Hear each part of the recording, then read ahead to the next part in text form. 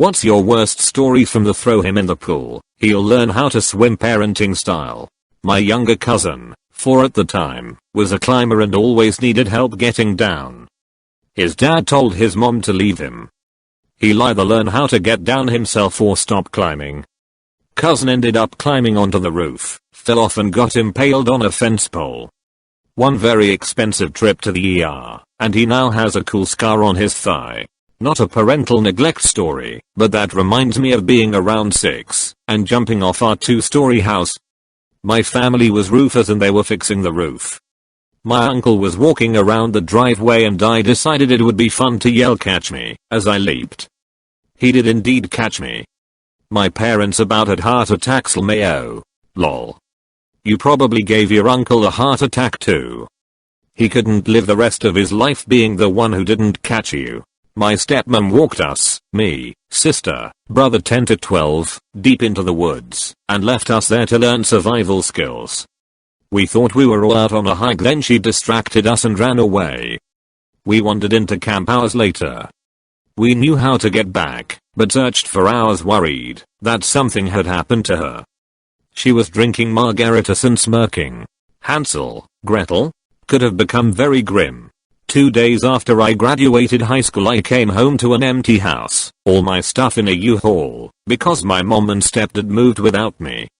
I have been financially independent ever since, but a heads up would have been nice. That's horrible. Those first few months must have been so difficult for you. Did they even leave you any money at all to get started?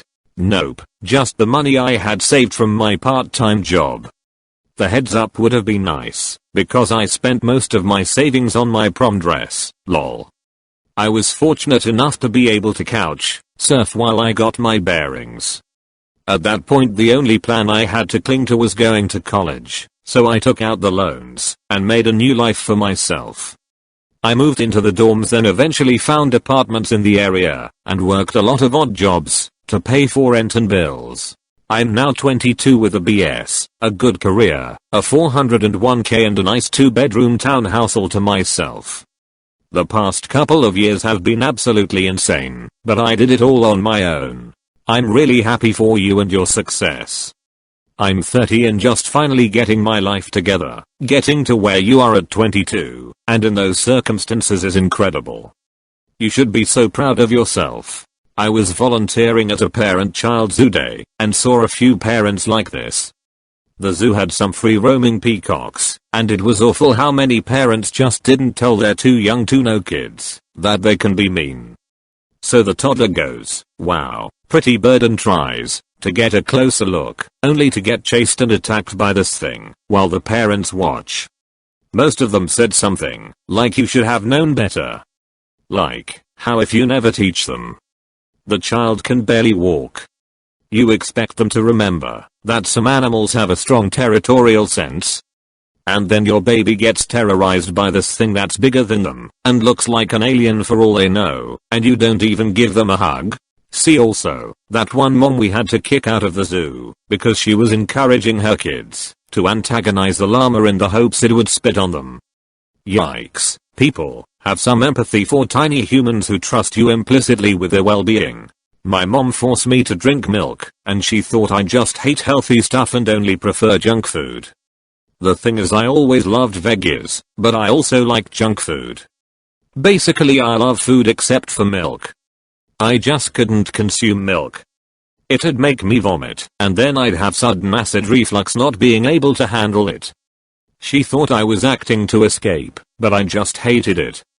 Turns out I'm lactose intolerant and my mom still thinks I'm making that up, just because she can't let go of her ego. My dad did this with peas and other US grown green veggies. Turned out I'm allergic to the fertilizer some of those veggies are grown in. Like I can eat broccoli, but not peas. It's bizarre. Sobbing and throwing up in my plate after forcing me to eat peas was apparently not a big enough indicator that I shouldn't be forced to eat them. My dad also yelled at me once to stop having a seizure. I ended up in the hospital. He's not the best about people or things that don't bend to his will. Literally the exact same thing happened to me. I will give my parents credit, they are overall great parents, especially with my younger siblings, but as the oldest there was multiple fuck-ups. One of them was the constant fights over milk. I vividly remember at least 3 times where I ended up sitting at the table for hours because I simply couldn't finish a glass of milk. The most memorable was when we were on vacation. I was once again in trouble for not drinking milk, and was told to sit there until I finished it. Well, after a while they left the dining room and I started slowly pouring it in my baby brother's milk rag that was by the table. Unfortunately it did not hold a lot. So then I resorted to pouring the rest into a fake plant. Cue my mom walking in and realizing what I was doing. She refilled the glass halfway and sat there while she made me chug it. Not only did I projectile vomit, I had bad diarrhea the coming day. Ended up being the last time they fought with me about milk, lol. God, really, what is it with parents and milk? Mine also used to make me drink a glass all the time, and while I didn't vomit, thankfully it always made me feel weird. Especially right before exercising. Who TF wants to drink a huge glass of milk right before doing taekwondo? WTF. Wait, you people got milk? My parents and grandparents thought it was a bright idea to just feed me Coca-Cola in a bottle. Full root canal of my back teeth by 5. Same here. It took me years to realize I have some serious food sensitivities. There's so much social pressure to eat what you're given, no matter how bad it makes you feel. I have an autoimmune disease, the same one my mom has, but she's declined to change her diet to become asymptomatic. So she tries to hide it, and does nothing to fix it. She tells me I had very bad colic when I was a baby and I would refuse to drink formula, threw up all the time, and other family refused to hold me because I was always burping up on them. Never tried different formula, just enforced the cried out method until I was too hungry to refuse. Thanks, Mom. In early childhood I remember feeling extremely uncomfortable at family parties because all the yummy food wrecked my stomach and I was just off by myself in pain while the other kids played together. I thought everyone fought through pain after eating and that I was so weak-willed compared to everyone else. I missed a growth spurt because I had so much trouble with eating, so I'm still child-sized at nearly 30 years old. I get really nervous when I have to eat with my family because I know they lie about the ingredients just to see me admit it tastes good. I'm not a picky eater, I can't digest certain foods. Kids are so vulnerable. Dad called me the iron child because I never complained, just kept it to myself. I used to envision myself as a diamond compressing in and getting stronger. That was literally constipation. My mom's whole parenting style was sink or swim, but funny enough, it's when my mom tossed me in the pool. The summer between 1st and 2nd grade my family moved somewhere with a pool. My mom was adamant that I had learned to swim as a baby, so she bought floaties for my younger sister and refused to buy any for me because I already knew how to swim and was too big for floaties. When I refused to get into any part of the pool I couldn't walk in, my mom called me from outside the pool and promptly grabbed me and tossed me into the 6-foot end. And surprise, I didn't know how to swim. I remember splashing twice, hearing my mom yell at me to stop panicking, then I went under and tried swimming to the surface, like I'd seen in movies, and eventually got my head a bit above water, coughed out a bunch of water, and started screaming for help before I went under again. My mom told me to stop making a scene and swim towards the edge. I made it to the edge and couldn't pull myself out of the pool, so my mom yelled at me to swim to the shallow end. When I tried to grab onto the edge to just pull myself to the shallow ends, my mom kept taking my fingers off the edge and yelling for me to stop playing and just swim. When I finally got to the shallow part, my mom and family just went, "See, you still remember how to swim." You never forget. The biggest cause of drowning is not actually a lack of knowledge, but panic. So even if you had known, putting you in a terrifying and stressful situation significantly increases the chances of drowning. When people get scared they behave instinctively, and if you aren't very experienced at swimming it turns out your natural instincts are pretty terrible for swimming. I used to teach swimming lessons. You never know how the kids will respond. One slid into the shallow end, but too short to touch, immediately went active drowning swimmer. She was textbook. Obviously I grabbed her within seconds, and just thought, it really does look like that. Every time I asked my parents to explain something as a kid, I was told either you're smart, you'll figure it out, or you just don't want to do it. Any attempt at maturity was met with either flat out laughter or being told that I was too young to worry about that. Cue me turning 18, and suddenly I'm expected to be an adult, get a job, pay taxes, and all that jazz. I asked where in the hell do I start, and they got pissy, because I apparently hadn't figured anything out. Wonder why? My parents gave me the same "you'll figure it out" when my mom kicked me out at 18. I begged to come back to her house, even if I had to pay rent, because I was days away from being in a sleeping bag under a bridge. Was told "you'll figure it out, you're resourceful." When I was around 11 or 12, two kids from the neighborhood got into a street fight. Kid -1 clearly got the best of Kid -2, and Kid -2 was crying and went home. Should have been end of story. Kid -2's parents met him at his front door and sent him back out there to continue to fight. I'm not sure if it was about honor or what, but it was painful to watch. What in the actual fuck? If you can cry you can fight, get back out there. Parents probably. They threw me in the pool. I drowned. I needed CPR. They let me use my floaties after that. That's terrible, holy shit. Another click of the ticker for child abuse in this thread. Mine's up to 38 now. It's 8 AM and my blood is boiling for other people. Good people. I actually used to be a swim teacher in college, teaching private lessons in people's backyards because of parents who had thrown their kids into the pool to sink or swim. It was usually moms calling me for help because they heard from a friend of a friend that I was able to teach their kid and get them to like the water again in about a month or less. One kid, he was 7, I had to sit with him on the pool deck the whole first lesson and bring buckets of water to him. His dad had dunked him multiple times and insisted that his son would just figure it out eventually because that's how he learned.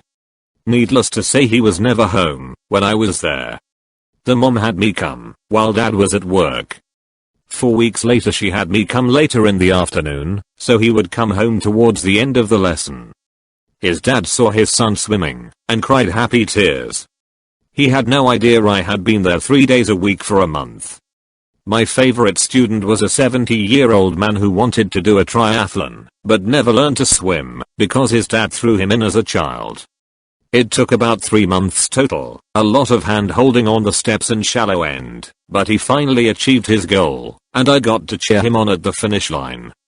I still remember how each of my students clung to my arms and clawed at my neck in their first lessons. I never dunked or forced anyone out of their comfort zone. My lessons had to be customized for each student to keep it fun and relaxing. The trauma in their eyes was haunting though. It stayed with me, and I never force anything on my kids that they aren't ready to do. It's about trust, not force. They didn't want to teach me to tie my shoes because my mom said I had to learn that myself, so should you. My in-laws were like this with their kids. So when my husband and I started dating, I got to teach him how to eat without grasping his silverware like a toddler, showed him an easier way to tie his shoes, taught him better hygiene, etc. He was able to do everything on his own, but it was very clear that he had to figure it out on his own and no one ever bothered to teach or help him at any point. It's amazing how parents forget to, or don't realize kids have to be taught certain things. My grandparents taught me a lot, and tried to make up for my parents. My dad never tried to teach me anything, after walking and speaking, and when she and dad split up mom was too busy. Most of what I learned as far as life skills go I figured out on my own. Being the oldest child, I was always left in charge of my younger siblings, and taught myself how to change diapers and make age-appropriate lunches. By the time I was an adult I had a firm grasp of the basics for a lot of things, but really couldn't cook anything that didn't come from a box until a combination of my husband and the internet taught me. I have no kids now, and my parents act like it's crazy, because as a kid I was such a good little mom. At least the rest of the family seems to understand that being a mom as a kid made me not want to be one as an adult. My brother and I are 7 years apart. When he was 16 and I was 9, he taught me how to box by putting a hockey helmet on me and beating the ever-loving shit out of me. I'm reasonably certain I was concussed, and I suffered horrible migraines from that day well into my 20s. If you don't mind me asking, how is your relationship with your brother now? Just walk it off. My dad, when I developed a big nasty cyst on my toe, when my mom was away on a stressful trip. She was not pleased to come back and have to immediately drive me to the hospital. It got to the point where I took one step on it and almost passed out. He apologized afterward. Got a sandwich from a really good sandwich place and I forgave him. Now I laugh about it. Edit. It was Mariah's sub shop in Situate, MA, USA. It's really good. Also, I guess this is worth bringing up. My dad is the son of a man who attempted to walk off a gangrenous leg infection that very same year. R.I.P. Grandpa. Oh, I laugh about that too. My brother had stepped where there were pieces of a broken dish. He said he felt like there was a piece in his foot, but we didn't see anything. I don't think there was even a scratch. But he kept complaining that it hurt. Mom took him to a doctor, who was also skeptical, but took X-ray just in case. Sure enough, there was an inch-long piece in his foot, and they had to operate. Those white porcelain dish shards are hard to see. I had a huge one in my foot that I couldn't see until I had squeezed it mostly out. When I was a kid, my sister and I were washing my dad's pickup truck to surprise him. She thought it would be funny to shove me off the top of the cab. I fell and immediately knew something was wrong with my arm. My dad gave me some ice and told me it was just a sprain. When my mom got home that evening, I was still crying on the couch about my arm. She took me to the ER, where an X-ray revealed it was actually broken. Good thing was that my dad felt super bad about it and gave me pretty much whatever I wanted while I had the cast on. Edit. 1. Glad to know that this seems to a common parenting mistake. My dad would feel a ton better knowing he's in good company. 2. It brings me great joy that this story is my most upvoted comment. My sister hates when I tell it because she was a huge jerk when we were kids, so it makes her look bad. AskReddit. I love my sister and we are super close now. I told this story at bachelorette party and we all had a good laugh. One of her friends read my comment, remembered the story, and sent this thread to her. We are laughing about how she's now responsible for my internet clout. I think I was around 4 years old and dad gave me a piggyback ride. I was being a little asshole and goofing off, choking him too tight I think, and he took my arm at the same time I twisted away to roll off his back. Result, hairline fracture. He felt bad, obviously, and I wasn't that upset after it stopped hurting so much, but the real kicker was when I was getting x-rays and told the doctor that my dad broke my arm. He told me later that he had to have a very uncomfortable conversation with CPS before we could go home. Edit. I can't wait to tell my dad it was worth it for all this karma. Thank you, guys. I was always a picky eater growing up. One time my mom sat me down with a small bowl of almonds and told me I couldn't get up out of my seat until I finished it. I insisted that I hated them and they were making my mouth itch. She thought I was just being difficult. I just started to swallow the almonds like pills because my mouth was so itchy from chewing on them. A couple years later I saw an allergist and discovered I was allergic to tree nuts. My mom did this to me with a peanut butter sandwich. You can't leave till you eat it, the mayo one bite, and I ended up in the hospital. I learned from these stories that some parents would rather have a dead kid than a kid who has to learn things. Yeah, my parents love the survival of the fittest thing. I dunno. Worked with my 2 brothers and I. My mom told me and my sister, 8 and 6 at the time, to run away if we want Ed to leave so badly. We were told to do laundry, but didn't exactly know how. So us being young took that opportunity and packed up to leave. 10 minutes later my sister was hit by a drunk driver. I still perfectly remember her Crayola crayon suitcase fucked up in the middle of the road. She was mostly fine from the crash, just scrapes and bruises. The real pain came from realizing our mother would prefer to challenge us to run away rather than teach us how to do laundry. She's currently NC, and I moved across the ocean. It's better now. When I read the first sentence of that second paragraph I swear my heart stopped. Glad to hear you're doing better.